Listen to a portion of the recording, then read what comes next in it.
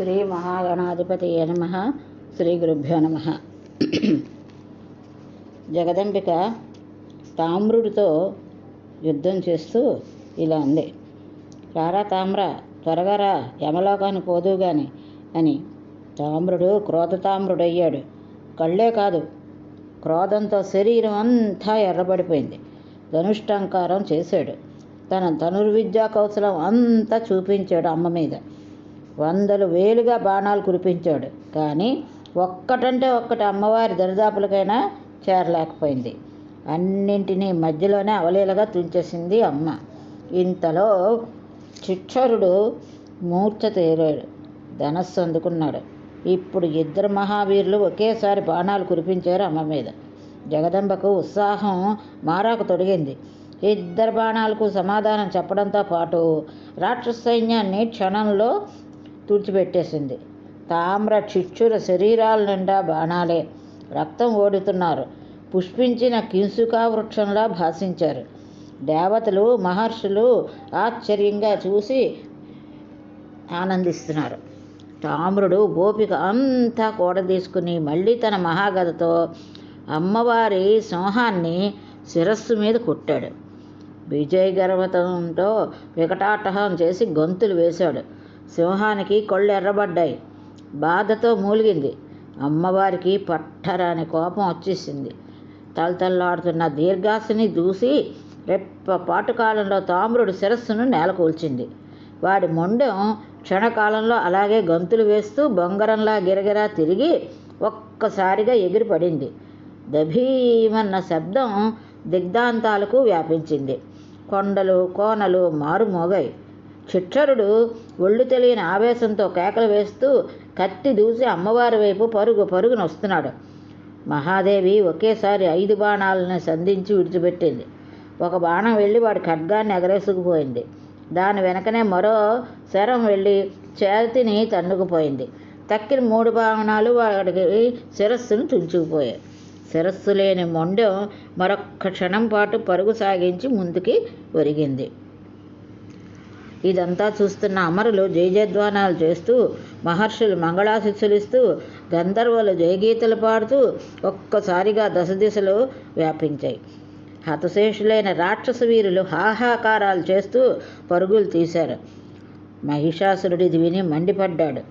అసిలోమ బిడలాక్షుల అందరినీ ఒకేసారి దండెత్తి వెళ్ళమన్నాడు. మూలబలం తప్ప తక్కిన సైన్యాన్ని అంతటినీ తీసుకుని దండనాయకులందరూ ఒకేసారి బయలుదేరారు. సింహవాహనం మీద కూర్చుని మహాదేవిని చూశారు. ఖడ్గకేటాది శస్త్రాలను ధరించి అష్టదశ భుజాలతో వెలిగిపోతోంది అమ్మ. అసిలోముడు ఒక్కడుగు ముందుకు వేసి చిరునవ్వు చిందిస్తూ వినయంగా శాంతంగా అమ్మవారిని ఇలా అడిగాడు, సుందరి, నిజం చెప్పు, నువ్వెవరివి? ఎందుకు వచ్చావు? మేము నీకు ఏం అపరాధం చేశాము? ఎందుకు ఇలా మమ్మల్ని సంహరించేస్తున్నావు? కారణం చెప్పు. మా పొరపాటు ఉంటే సర్దిద్దుకుంటాం, సంధి కుదుర్చుకుందాం. బంగారము, మణులు, రత్నాలు ఇవి ఏవేవి కావాలంటే అన్నీ ఇస్తాం. స్వీకరించి వెళ్ళిపో. ఈ పోరాటాలు చంపుకోవడాలు ఎందుకు చెప్పు? యుద్ధం సర్వసుఖాలని అపహరిస్తుందని పెద్దలు చెప్తారు కదా. అందున నువ్వు పరమ సుకుమారివి. పూల తాకిడికే తట్టుకోలేవు. శరఘాతాలను ఎలా సహిస్తావు? చాలా ఆశ్చర్యంగా ఉంది సుమా. యుద్ధం చేసే చాతుర్యం నీకు ఉంది, ఒప్పుకుంటున్నాను. కానీ మనకున్న చాతుర్యాలు శాంతికి సుఖాలకి ఉపయోగపడాలి, కానీ కయ్యాలకి కలగండ్లకి దారి తీయకూడదు కదా. ఈ ప్రపంచంలో ఎవరైనా సరే సుఖాలను వరిస్తారు, దుఃఖాలను తిరస్కరిస్తారు. నాకు తెలిసినంతవరకు సుఖం అనేది 2 రకాలు, నిత్యము అనిత్యము. ఆత్మజ్ఞానం నిత్య సుఖం, అది శాశ్వతం. భోగానుభవం అనిత్యం, ఇది సుఖం, ఇది వినాశోన్ముఖం. అంచేత అనిత్యము అశాశ్వతము ఇటువంటి సుఖం పరిత్యాజ్యమని వేదశాస్త్రాలు ఘోషిస్తున్నాయి కదా. అలా కాక సౌగత మతాన్ని అంటే బౌద్ధాన్ని కనుక నువ్వు అంగీకరించినట్లయితే యవ్వన భోగాలను యథేచ్ఛగా అనుభవించు. పరలోకం సందేహాస్పదం, ఉందో లేదో ఎవడికి తెలుసు. అనుకుంటే నిరంతరము భోగపరాయణురాలివై భూలోకంలో సుఖపడు, తప్పులేదు. ఈ దేహానికి యవ్వనం అనిత్యం, అది తెలుసుకోవడానికి అన్ని మతాలకు అవసరం. కాబట్టి పరులను హింసించడం లేదా పీడించడం లాంటి పనులను విడిచిపెట్టు. వాటితో పాటే కాలాన్ని కూడా వృధా చేయకు. చేతనైనంత మేర సుకృతాలను ఆచరించు. ధర్మార్థ కామాలకు పరస్పర విరోధం లేకుండా చూసుకో. ధర్మబద్ధంగా అర్థకామాలను సేవించు. కళ్యాణి, ధర్మం పట్ల కాసింత మనసు పెట్టు, శ్రద్ధ వహించు. నీ పట్ల ఏ విధమైన అపరాధాన్ని ఎప్పుడూ చేయని దైత్యులను దారుణంగా హింసించేస్తున్నావు. ఏ రకంగా అయినా ధర్మం అవుతుందా? ఒక్కసారి ఆలోచించు. ధర్మానికి దయ్యే శరీరమని, సత్యమే ప్రాణమని పెద్దలు చెప్తారు కదా. అంచేత దయ్యను, సత్యాన్ని కాపాడడం అవశ్యం, కర్తవ్యం అంటున్నారు. ఇంతకీ నా ప్రశ్న ఏంటంటే, దానవులను నువ్వు ఎందుకు సంహరిస్తున్నావో కారణం చెప్పు. నీకేం అపరాధం చేశాం అన్నాడు అసిలోముడు. అసిలోముడు తర్కానికి అమ్మవారు స్పందించింది. చెదిరిపోని చిరునవ్వుతో బదులు పలికింది. అసిలోమ, ఇప్పటికే మీ వాళ్ళందరూ నన్ను ఈ ప్రశ్న వేశారు, చెప్తూనే ఉన్నాను. విను. ఎందుకు వచ్చానో, ఎందుకు చెబుతున్నానో విను. నేను సర్వకాలాల్లోనూ సర్వ అవస్థల్లోనూ సంచరిస్తూ ఉంటాను. ప్రాణకోటి చేసే న్యాయాన్యాయాలను సాక్షి మాత్రంగా చూస్తూ ఉంటాను. నాకు ఎప్పుడూ ఏ రకమైన భోగేచ్ఛ లేదు. లోభం కానీ, ఒకరితో వైరం కానీ లేదు. ధర్మం కోసం, సాధు రక్షణ కోసం ఈ ప్రపంచంలో సంచరిస్తూ ఉంటాను. ఇది నా వ్రతం. దీన్ని నిరంతరము పాలిస్తూ ఉంటాను. వేదాలను, సాధువులను రక్షించాలంటే అధర్మాలను, అసాధువులను సంహరించాలి. ఇందుకోసం ఎన్నో అవతారాలు ధరించాలి. ప్రతి యుగంలోనూ ధరిస్తూనే ఉన్నాను. మీ మహిషుడు దురాచారుడు. దేవతలను హింసించాడు, సంహరించాడు. ఇది తెలుసుకున్నాను. అతడిని సంహరించడం కోసమనే ఇప్పుడు ఈ అవతారం ధరించి వచ్చాను. ఆ దుష్టుణ్ణి, సురశత్రువుని సంహరించి తీరుతాను. నిజం చెప్పాను. ఇక నీ ఇష్టం. నిలబడతావో, కలబడతావో, పరుగెడతావో తేల్చుకో. నీ ప్రభువుకు చెప్పు. వాళ్ళని వీళ్ళని యుద్ధానికి ఎందుకు పంపిస్తున్నాడు? స్వయంగా రమ్మనమని, యుద్ధం చెయ్యమని చెప్పు. సంధి చేసుకోదలిస్తే దేవతలతో వైరం విడిచిపెట్టి మీరంతా శాశ్వతంగా పాతాళానికి తరలిపోండి. ఇంతవరకు దేవతలను జయించి ఏ ద్రవ్యాలను హరించారో అవన్నీ బుద్ధిగా తిరిగి ఇచ్చి మరీ పొండి. పాతాళంలో ప్రహ్లాదుడు ఉన్నాడు కదా, అతడితో కలిసి సుఖంగా ఉండండి. జగదంబ చేసిన ప్రతిపాదన అసిలోముడు శ్రద్ధగా, వినయంగా ఆలోచించాడు. తన సహచరుడైన బిడాలుడితో చర్చించాడు. సంధి విగ్రహాలతో, అంటే సంధి యుద్ధంలో ఏది ఇప్పుడు మన కర్తవ్యం, సంధా యుద్ధమా? సలహా చెప్పు అన్నాడు. బిడాలుడు క్షణకాలం ఆలోచించి, అసిలోమ, మన ప్రభువుకి అభిమానం ఎక్కువ. ఈ యుద్ధంలో మరణిస్తానని అతనికి తెలుసు. అయినా సంధికి ఇష్టపడ్డాడు. శిక్షరుడితో సహా ఇంతమంది చనిపోయారు. మళ్ళీ మనల్ని యుద్ధానికి పంపించాడు. సంధిని కోరుకునేవాడైతే ఇలా చేస్తాడా? దైవాన్ని ఎవ్వరూ తప్పించుకోలేడు. అదీ కాక మనం సేవకులం. ప్రభు ఏది ఆజ్ఞాపిస్తే అదే చేస్తాం. అదే మన ధర్మం. సొంత ఆలోచనలు కానీ, మానాభిమానాలు కానీ మనకి పనికిరావు. సూత్రధారుడు ఆడించినట్లా తోలుబొమ్మల్లా ఆడవలసిందే కదా. సేవావృత్తి కడుంకడు దుస్సాధ్యం సుమా. మహిషాసురుడి సన్నిధికి వెళ్ళి ఈ కఠోర నియమాన్ని నువ్వు కానీ, నేను కానీ చెప్పగలవా? రత్నరాశులు, ధనరాశులు దేవతలకు సమర్పించి పాతాళానికి పారిపోమని ఆ మహాదేవి సంధి ఒడంబడిక చేసిందని ప్రభువుకి ఎలా చెప్తాము? సత్యమో అసత్యమో ప్రభువులకి ఎప్పుడూ ప్రియమే చెప్పాలి. హితం కలిగిస్తుంది కదా అని అప్రియం చెప్తే మనం అయిపోయినట్టే. అప్రియమైనటువంటి సత్యం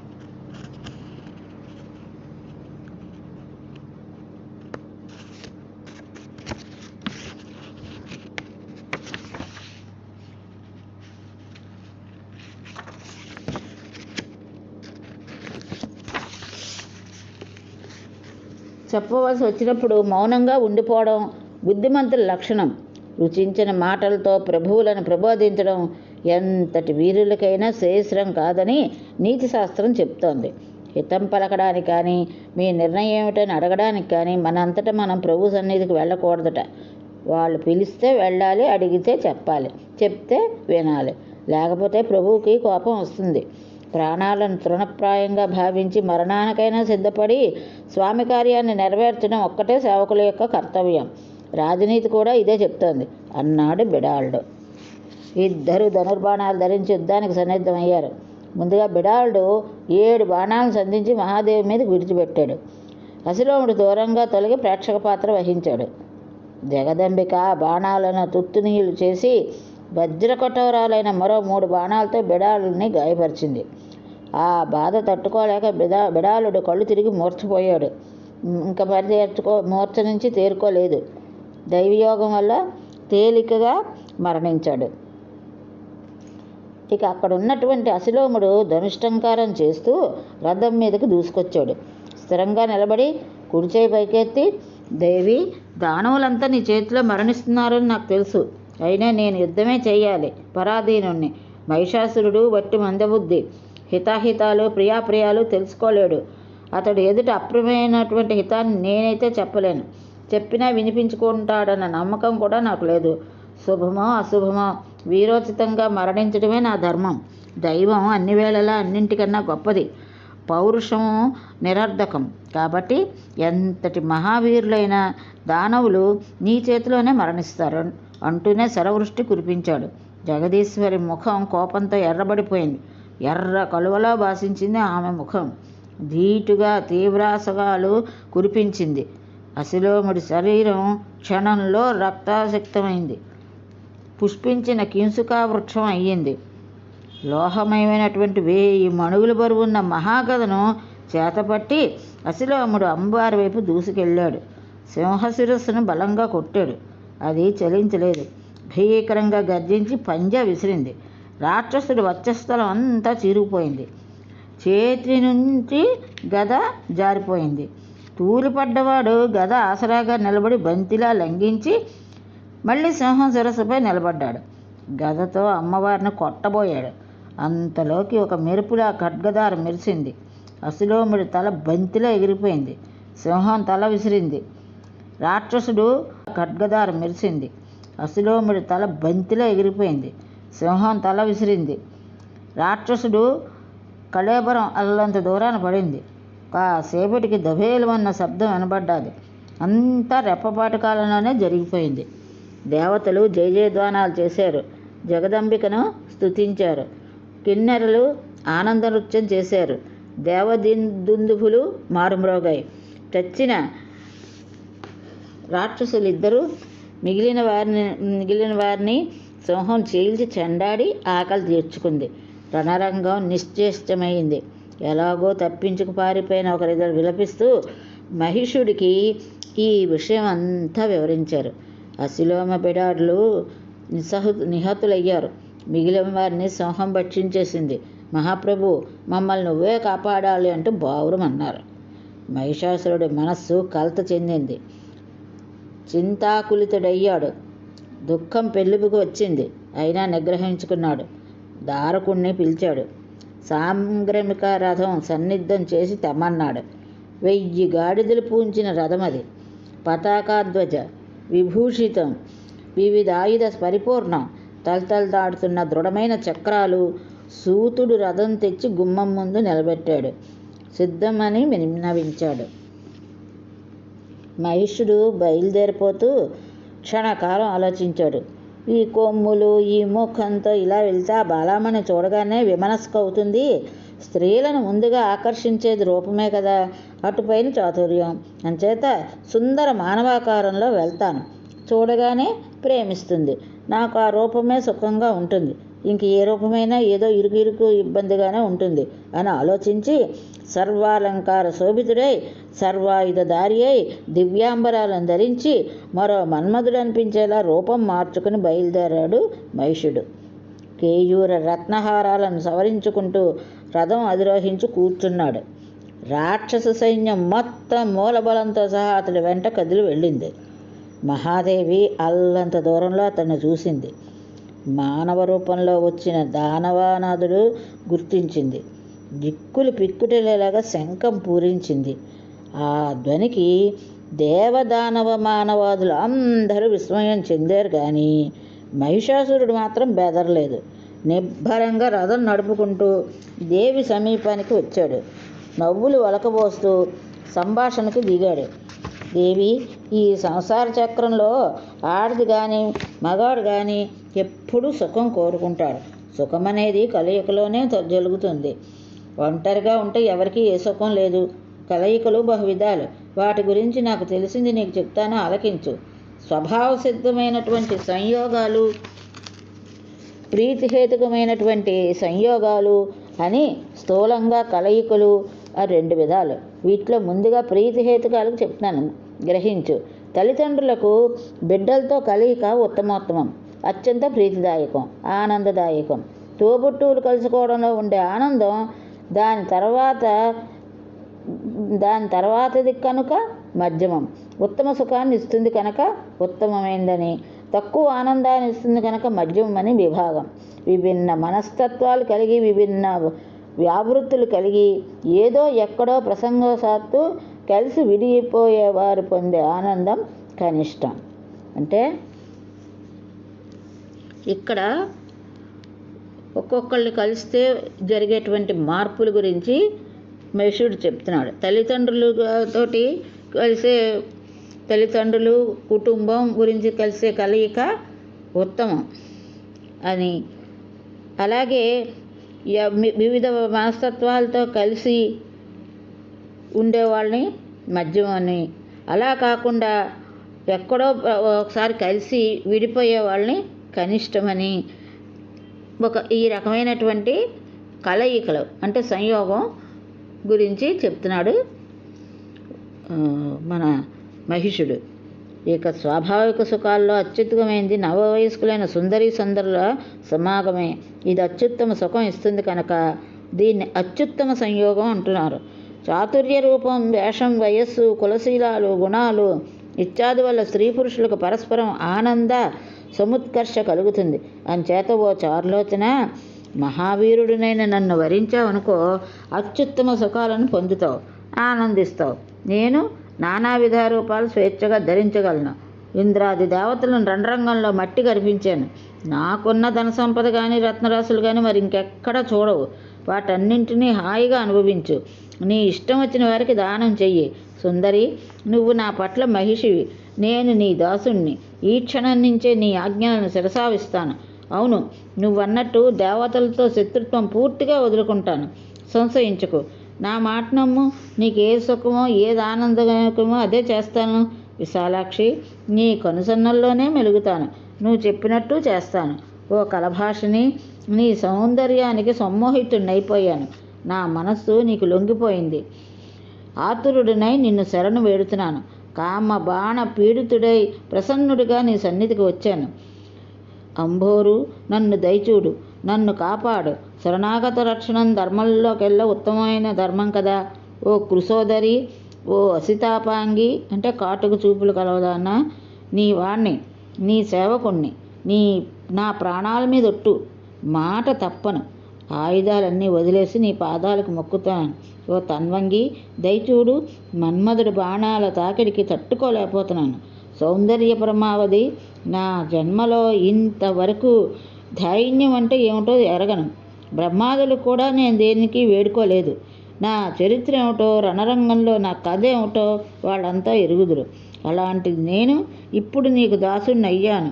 కాళ్ళ వేళ్ళ పడి బతిమాలుతున్నాను.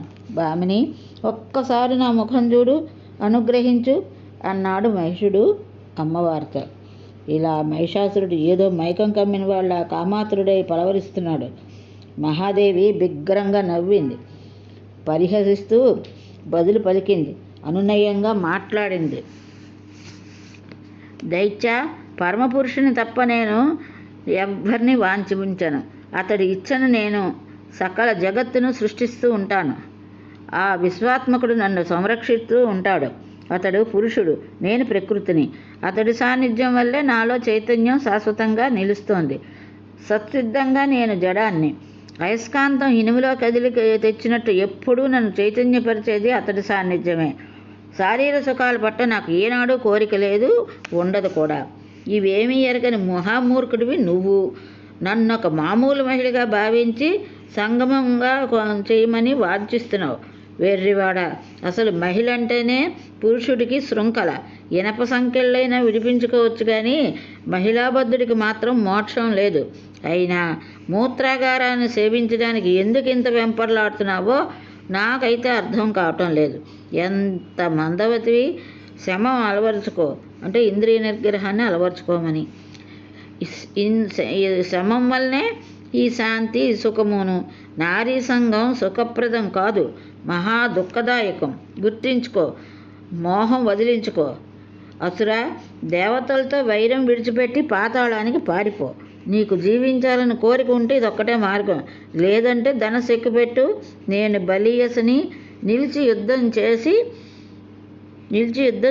చేసి దేవతలు అందరూ నన్ను కలిసి పంపించారు అలా చేయమని. కేవలం నిన్ను సంహరించడానికే వచ్చాను. ఇది సత్యం. నీ మాటల్లో కనిపించిన సహృదానికి సంతోషించి నీకు అవకాశం ఇస్తున్నాను. పాతాళానికి పోయి ప్రాణాలకు దక్కించుకో. అక్కడ ప్రహ్లాదులతో కలిసి యథేచ్ఛగా జీవించు. 7 మాటలు పలికితే చాలు, సజ్జనులు దాన్ని మైత్రిగా భావిస్తారట. అందుకని నిన్ను విడిచిపెడుతున్నాను. బతకాలనుంటే పాతాళానికి పారిపో, చావాలనుకుంటే సుఖంగా నాతో యుద్ధం చేయి. నిన్ను సంహరించి తీరుతాను, ఇందులో ఏ సందేహమూ లేదు అన్నారు అమ్మవారు. అమ్మవారు ఇంతగా చెప్పినా మహేశ్వరుడిలో మార్పు రాలేదు. కామమోహితుడు, కన్నుగానక వాక్చాతుర్యం వెలగబెడుతున్నాడు. పద్మముఖి, నువ్వు యవ్వనంలో ఉన్నావు, సర్వాంగాల్లోనూ సౌందర్యం ఉట్టిపడుతోంది. పువ్వు సోకినా కందిపోతావేమో అన్నంత కోమలంగా ఉన్నావు. నిన్ను సంహరించాలంటే నాకు చేతులు రావటం లేదు. ఏదో తెలియని భయం, బెంగగా ఉంది.